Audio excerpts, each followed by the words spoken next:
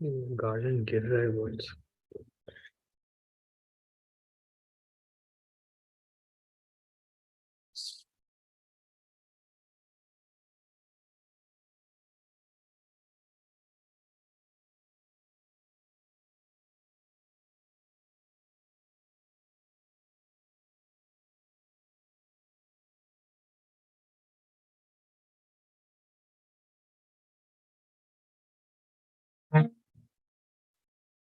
जाएगा।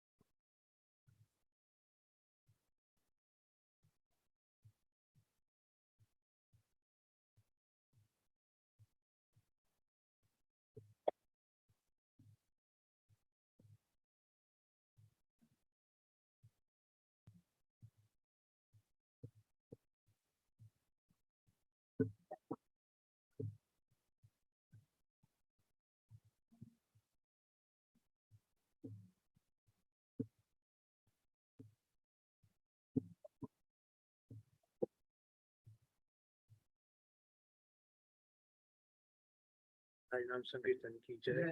जय गुरु शिल प्रभुपाद की जय। Recite the prayers first.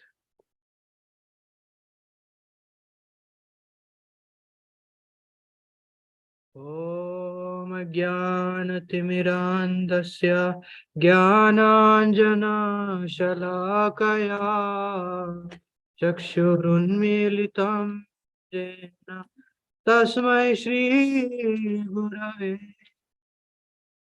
श्रीचैतन्यमनोभीष्टं स्थापितं येन भूतले स्वयं रूपकदा मह्यं ददाति स्वपदान्तिकं वन्देऽहं श्रीगुरो श्रीयुतापदकमलं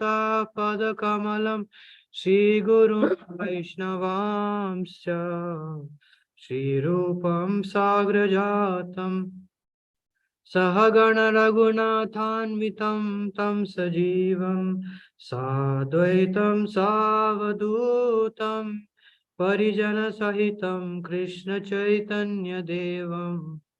श्रीराधा कृष्णपादान् सहगण ललिता श्रीविशाखान्वितांश्च हे कृष्ण करुणा सिन्धो दीनबन्धो जगत्पते गोपेश गोपिका कान्त राधाकान्त नमोऽस्तुते तप्त काञ्चन गौराङ्गी राधे वृन्दावनेश्वरी वृषभानुसुते देवी प्रणमामि हरिप्रिये वाञ्छाकल्पतरुभ्यश्च कृपा सिन्धुभ्य एव च पतितानां पावनेभ्यो वैष्णवेभ्यो नमो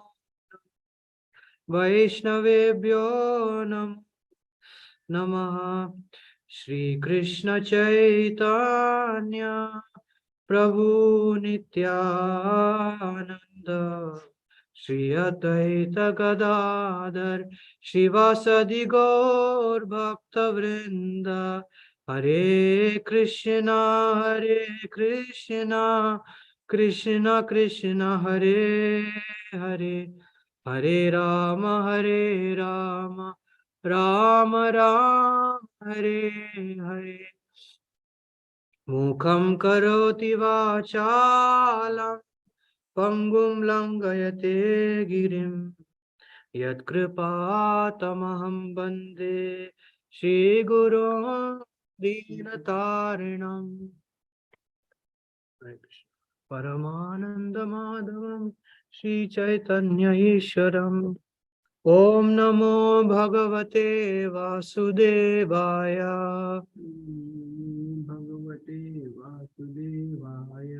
ओम नमो भगवते वासुदेवाय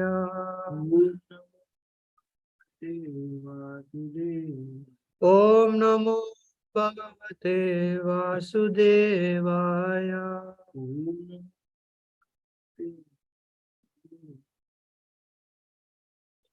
So 326, 42 and 43 today. 42 doesn't have a purport.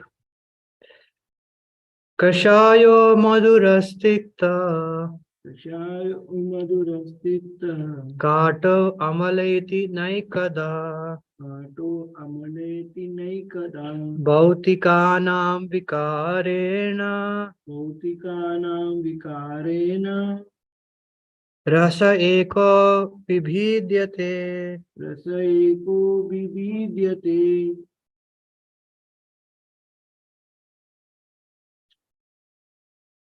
So we'll read the next one because this one doesn't have a purport. Although originally one, taste becomes manifold as astringent, sweet, bitter, pungent, sour and salty due to contact with other substances.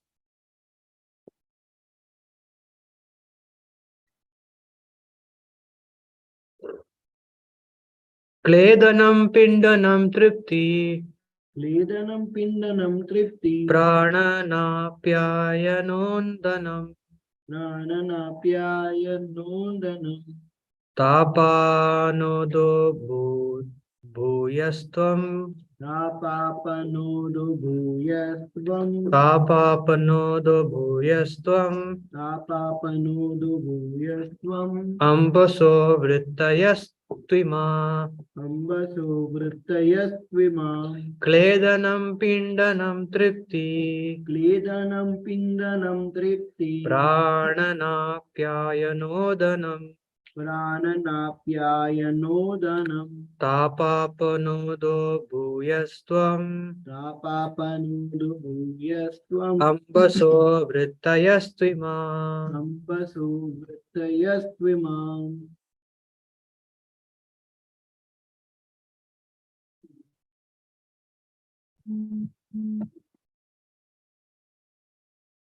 Kledanam Kledanam pindanam tripti. Kledanam pindanam tripti. Prananapye Prananapyayano Yanondanam. Prananapyayanondanam. Tapapanodo bhuyastvam. Tapapanodo bhuyastvam. Ambaso Ambaso vrittayastvima. Kledanam, moistening. Pindanam, coagulating. Tripti, causing satisfaction. Pranana, maintaining life. Apyayana, refreshing. Undanam, softening. Tapa, heat. Apanodaha, driving away.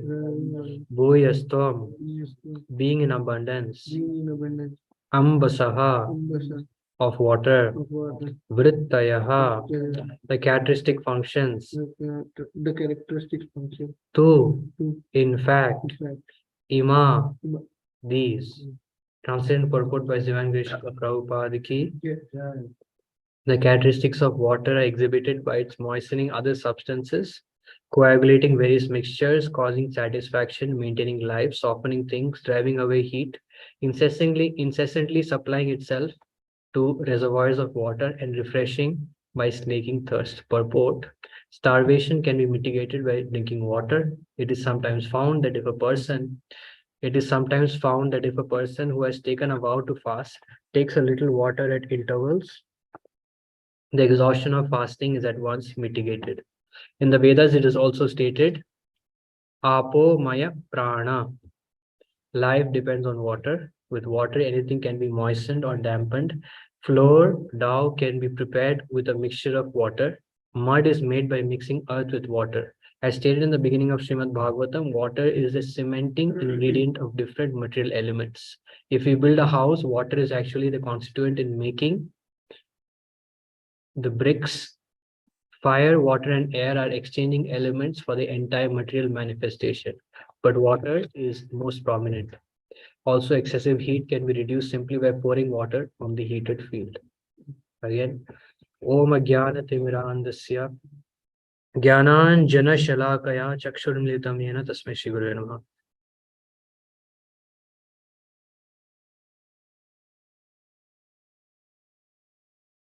Hare Krishna.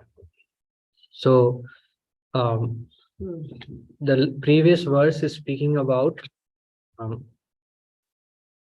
how taste has many different features as astringent, sweet, bitter, pungent, sour, and salty due to contact with other substances.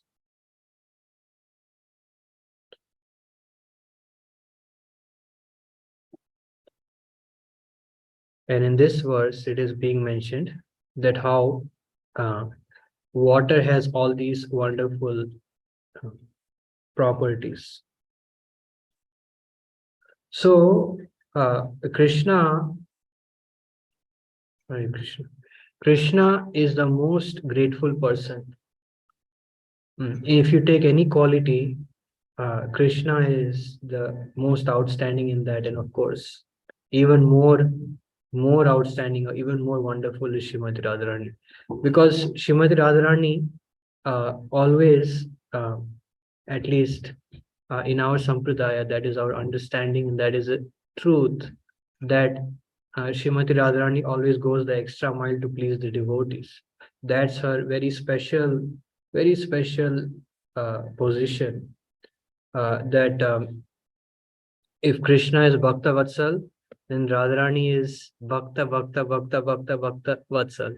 So she is million times more merciful and loving towards the devotees. And actually, that is the glory of Mahaprabhu's Leela. Sri Chaitanya Mahaprabhu is personifying that mercy and that sweetness of Srimati Radharani. That's why Mahaprabhu's Leela is so special, because Mahaprabhu's relationship with his devotees is very special. Like Chaitanya Mahaprabhu, although for the sake of disciplining his devotees, at times Chaitanya Mahaprabhu would become very strict. Uh, Sorry, I forgot to take blessings. I take the blessings of all the exalted devotees that I can speak something, great souls, and especially His Grace, Kishore Prabhu. Um, so it's only because he's very merciful, he's very tolerant that I'm here today. So all these, sorry, what was I saying? Yeah, so Mahaprabhu's Leela is actually personifying Radharani's affection for the jivas. And Chaitanya Mahaprabhu, although sometimes he would be very strict to discipline his devotees, but you see, most of the time Mahaprabhu is very merciful. That is Mahaprabhu's predominant nature. Mahaprabhu's predominant nature is to be merciful, but time to time Mahaprabhu would become very strict just to discipline his devotees. So this is the amazing characteristic of Krishna, of Radharani, of all the spiritual personalities, that they're very grateful. So gratitude, normally gratitude in this world means what? I scratch your back, you scratch my back. If I become grateful to you, if I speak some sweet words to you, then you will speak some sweet words to me in the future, or you will do something special for me. But Krishna is not like that. Krishna is infinitely grateful, and Krishna does not need anything from anyone. Krishna is fully self-satisfied, but Krishna still does it because that's his nature. It's not that Krishna is grateful for a particular reason or a particular purpose, but Krishna is just by property, that's who he is. And like you see in Krishna's pastimes, that how Krishna is glorifying the trees, that how the trees are, Krishna and Balaram, while they're wandering in the forest, they're glorifying the trees, that these trees are so wonderful, they're so noble, look at their character, that they tolerate the heat, they tolerate the cold, and in return, what do? They just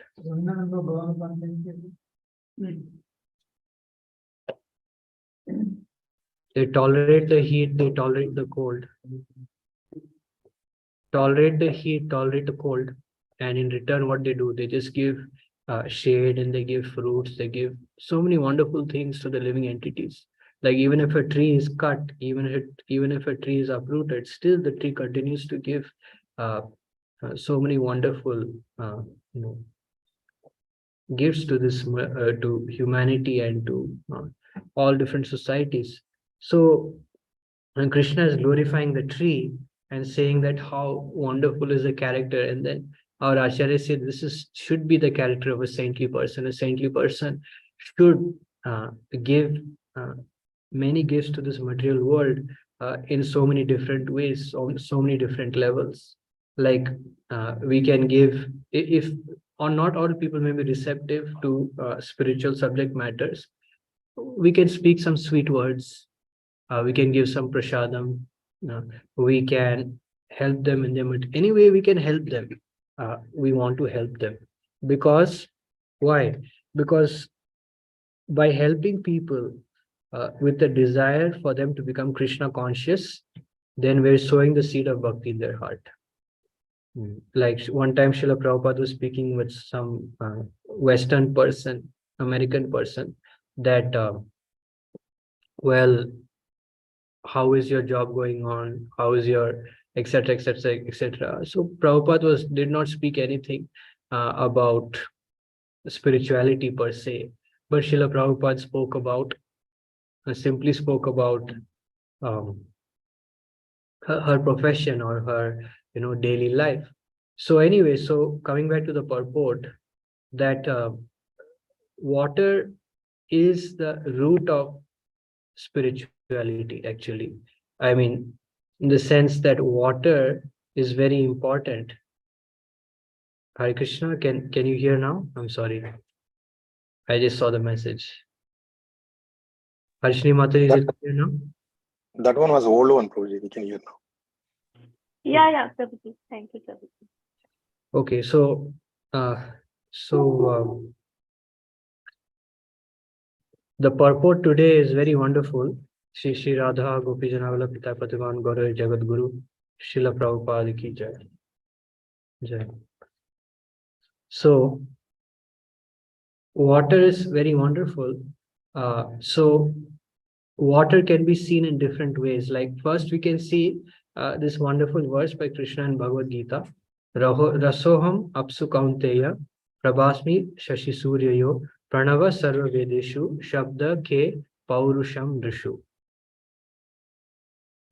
O son of Kunti, I am the taste of water, the sun, the light of the sun and the moon, the syllable Om in the Vedic mantras. I am the sound in ether and ability in man. So Krishna is saying he is the taste of water. So water by nature is very, very sweet. Like sometimes we get water they get from the mountainous region. So it's very, very sweet. So Krishna is saying, I'm the taste of water. So he's referring to his sweetness. And then we are so fortunate that Krishna is sweet, but in the presence of Srimati Radharani, he becomes even sweeter. And then when Krishna and Radharani combine as Chaitanya Mahaprabhu, is even sweeter. And when Chaitanya Mahaprabhu is sprinkled with the ocean of compassion, even more, that's Nityananda Prabhu, is even sweeter. And coming down, six Goswamis are even sweeter. And Srila Prabhupada is the sweetest, and our spiritual master is even more sweet. And Vaishnavas are so much sweet. So we are so fortunate that we have access to so many sweets. And just like in Bhagavatam, it is mentioned that how that when the ripened fruit of the Vedic literature is passed down in disciplic succession, it becomes sweeter and sweeter and sweeter. So Krishna's main nature is he's very, very sweet. That's about this verse. Water refers to that sweetness of Krishna. And then in another place, Prabhupada refers to water in that famous song we sing, Baja Hure Manu. He says, Kamala Dala Jala Jivana Talamala. Kamala Dala Jala means the lily flower. You have all seen lily flowers on the lakes. They are tottering, always in the water, tottering. At any way, at any time, anytime it can be overflooded. Similarly, this life is full of danger, always in danger. So water, if you see a water body, then on the surface, there is a lot of agitation, a lot of disturbance. But as you go deeper and deeper, it becomes more and more and more quiet and calm. So the mind of a saintly person, like Chaitanya Mahaprabhu said, my mind is Vrindavan. So a mind of saintly person should be made Vrindavan. So this is an amazing aspect about bhakti, that when devotees come to bhakti, the purpose of coming to bhakti as aspiring devotees is to actually destroy or completely finish our material life. That's the ultimate purpose. Like Bhaktivinoda Thakur is praying that when the day will come that E dehera kore sarvanath, when the day will come when this body will be completely destroyed. So the goal of bhakti is ultimately to completely destroy the material body and to live in the spiritual body. So how it is going to be possible? How? It is only going to be possible when we transport our consciousness to the spiritual world. So the spiritual world all starts with the name of Krishna. So starting with the name of Krishna, the form of Krishna, the qualities of Krishna, the pastimes of Krishna, The goal of spirituality is to transport ourselves there. So that way, although our body is here, although our situation is here, but we are not here. So that's the goal of spiritual life. And pure devotees, that is their greatest wealth. Like the other day, I was not doing that good. Actually, my chanting was not good. I was not satisfied with my chanting. So I just turned on casually, like um, Kirtan of Sachinandan Maharaj. Like recently, His Holiness Sachinandan Maharaj gave a class in New York. And I just turned on that Kirtan. It was like a 5 minute Kirtan. And it was so attractive. It was so attractive. Like the feeling, it was so deep and so much filled with emotion that for 45 minutes, I was just listening, scrolling back and listening to the 5 minute Kirtan again and again and again. So that is the power of pure devotees, that they transport your consciousness to the spiritual world. And it's so attractive. It's so attractive. So at that time, after listening to that Kirtan, if anyone has some worries, has some problems, it just completely vanishes. Why? Because pure devotees teach the ultimate platform of existence. That platform is that if Krishna is happy, I am happy. If Krishna is sad, I am sad. And Krishna's sadness is also very, very sweet. Like when Krishna becomes sad, when Krishna becomes disappointed with himself, that I could not please my devotees, then a very secret part of Krishna's heart comes out. Like we see, just for the sake of understanding, that when the queens in Dwaraka used to see that when Krishna would be sleeping, then he would call out the names of the Brajvasis. So that sweet love that Krishna has for the Brajvasis was so attractive to them. They never saw like that before. So that comes out when Krishna is sad, when Krishna is disappointed, and Krishna is happy, then is so much ecstasy. So you could feel, like when you were hearing that Kirtan, that Maharaj was feeling the sentiments of the eternal association Golok Vrindavan. You could feel very clearly. So this is a special nature of spiritual personality. That is the greatest gift we have. So they teach us how to be situated in deep consciousness. It's, of course, it's only by their causeless mercy. It's not, I'm not at that stage, but that's the goal, to go very deep in our consciousness and just be absorbed in the thoughts of the Lord, in the pastimes of the Lord. So in that way, we can lead our life very peacefully and very happily. So I just thought to uh, speak about water in different contexts. So, of course, water like represents rasa, devotional mellow. And of course, the ultimate deity in our sampradaya uh, is actually Radha Kund. And Radha Kund is actually the liquid love of Srimati Radharani. And it is said that Radha Kund is even more merciful than Radharani.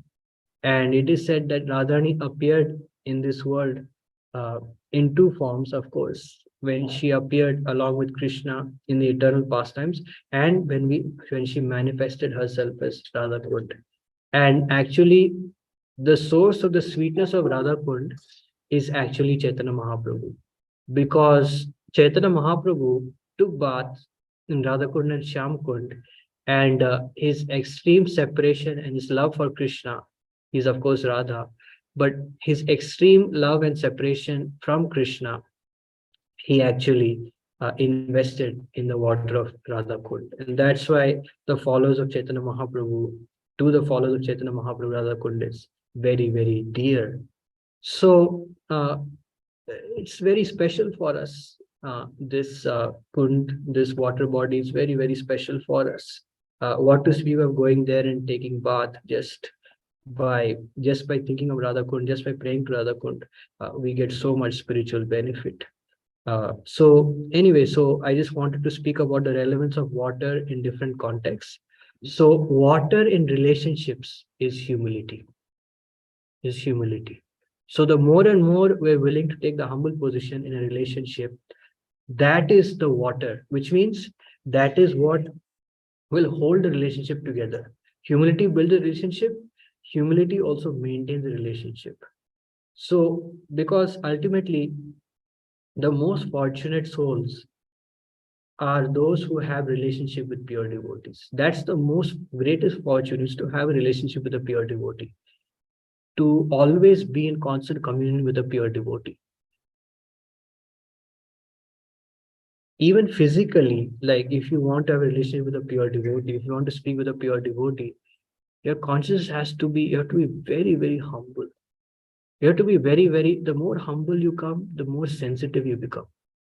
I mean, sensitive does not mean like being mental or being whatever, but sensitivity means like every single activity of a pure devotee, you read it and you respond to it. You respond to it. Like in the spiritual world, just by the glances, so many things happen. Just by one glance is enough to communicate everything. So pure devotees are like that. They exist on the spiritual platform. Therefore, their communication is also very, very subtle and spiritual. So that's just even the physical relationship with a pure devotee. But on the spiritual platform, to have a constant relationship with a pure devotee, we have to be very, very humble, very, very humble. So then we can get the reciprocation from a pure devotee. And if you get a reciprocation from a pure devotee on the spiritual platform, that's so powerful. It's so inspiring. It's so inspiring. So of course, on the conditional stage, many things are mental, but if you not only you get that the reciprocation, but you actually have a feeling. You have a feeling, like you feel Prabhupada's ecstasy, you feel Guru's ecstasy, you feel Radharani's happiness. That's very, very powerful. That helps the mind to actually become peaceful and focused. So water in relationship is humility.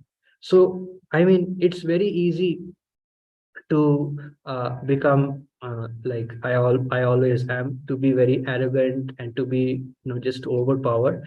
But if you are very humble in relationship, you take a humble position, then Krishna is watching, and Krishna is going to make you very attractive to a pure devotee. So, and once you become dear to a pure devotee, then your spiritual success is guaranteed. If one is actually Ravi, firmly in relationship Ravi, with, can you repeat that one again? Just I missed. I said that if you have a relationship with a pure devotee, like a constant relationship, like exalted souls have, when you attain that kind of relationship, then they will not allow you to fall down. So that's the greatest uh, uh, property of these Prabhupada disciples. The relationship with Prabhupada is so strong. That's why Prabhupada never allowed them, never, they didn't fall down. Why? Because Prabhupada was always protecting them. Like many times we think, right? Oh, if I had not been here, if I had not been in circumstance, I would not have spoken this. So Prabhupada protects his disciples like that. So Guru protects his followers like that. Like think about it, Narad Muni and Dhruva Maharaj. Dhruva Maharaj, he could have fallen down in so many ways. He could have become distracted. So many things could have happened. But that didn't happen. Why? Because he was under the constant protection of Narad Muni. So anyway, so water in relationships is humility. Uh, and this is something very enlivening to my heart, that the Pandavas, Mahabharata is very wonderful, especially the part of Mahabharata spoken in Shrimad Bhagavatam is very wonderful because it teaches a reality of life. You see the Pandavas, who are they have the best character, and they are devotees of Krishna.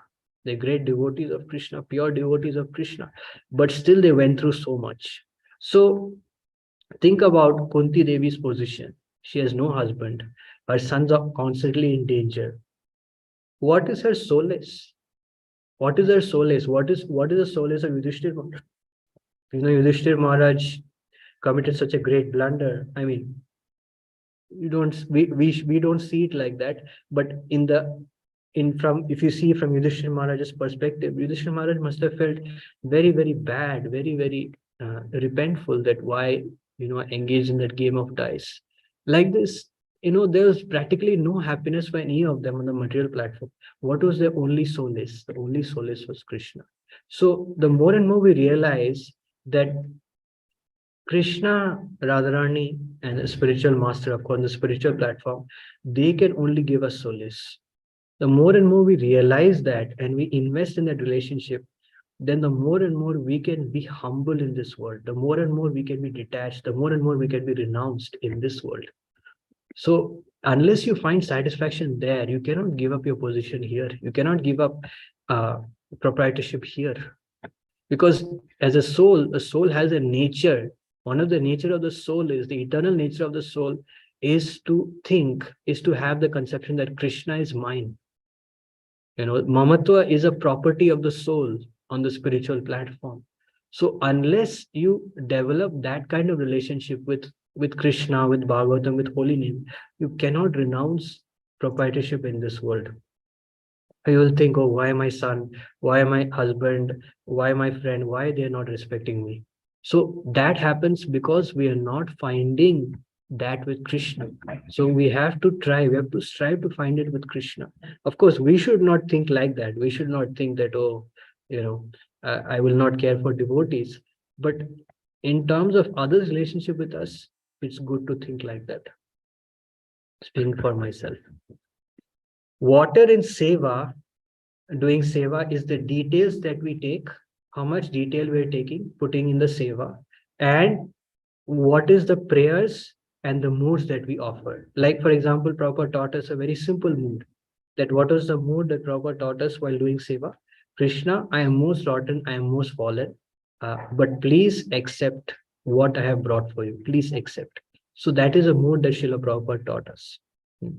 So, and in seva, any seva, how much care are we taking? I mean, it does not matter how much seva we can do, we cannot do, but in whatever seva we're doing, how much do we really care that whatever we're cooking, is it really, at least Sri Ranat Maharaj says, is it something that would be very exciting from our understanding?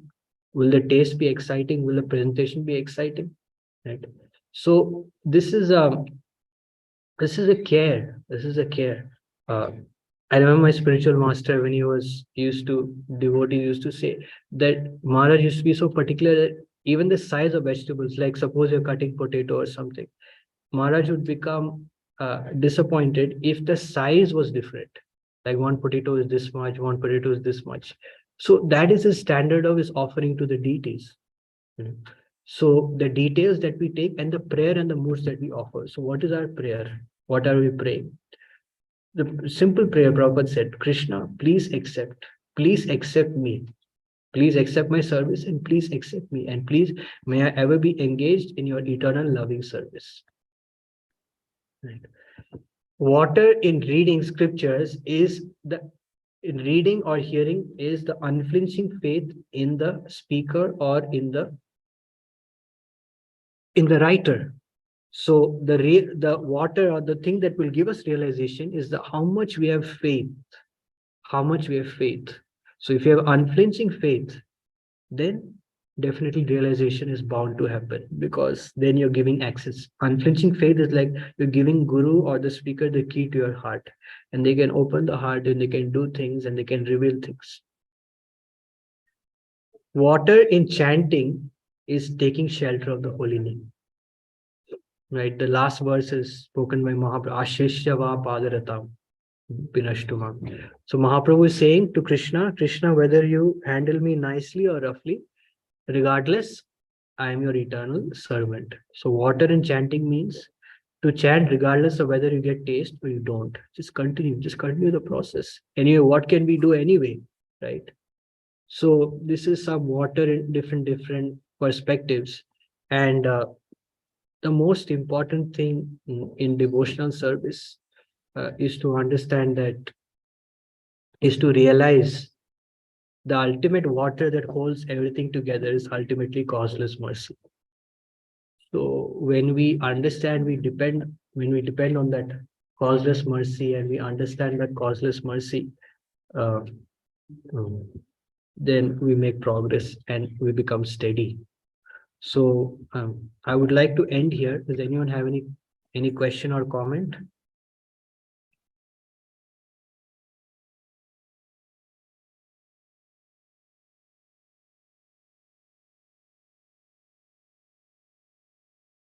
Sorry if I saw anything wrong and inappropriate.